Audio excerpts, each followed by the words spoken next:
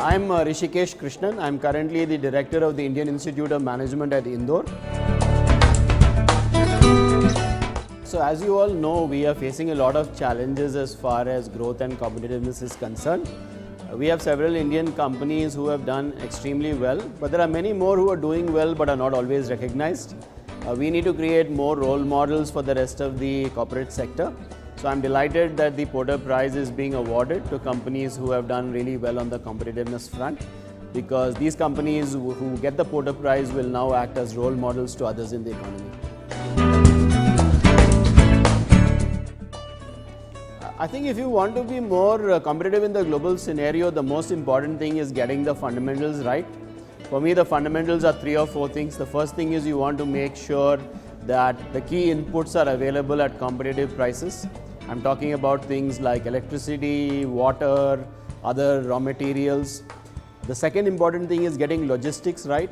Manufacturing in particular involves a lot of logistics, in the sense both inputs have to come in and goods have to go out.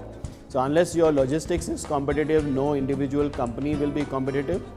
And the third important thing is having the right people. Clearly we are a country with a lot of very talented people, but we've got to convert these talented people into skilled people who can contribute to the competitiveness of companies as well as the economy. To me, these are the important priorities for enhancing India's competitiveness. Yeah, I think it's a good thing that in many sectors now we are seeing much more competitive action happening.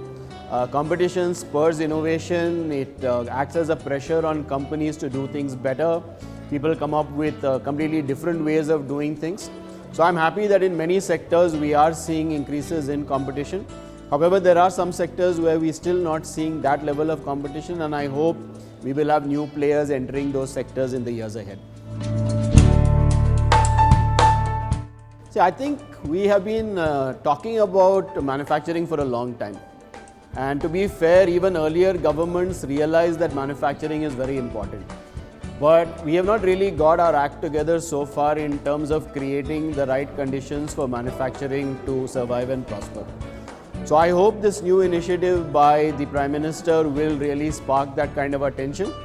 This is the first time we are really seeing a very concerted effort right from the top of the government. And in India, that makes a difference. When the top of the government emphasizes something, there is more chance it will happen through the entire government machinery. So I'm at this point of time cautiously optimistic. I think the first steps have been right, and I hope we follow through on that and really make the Make in India campaign work.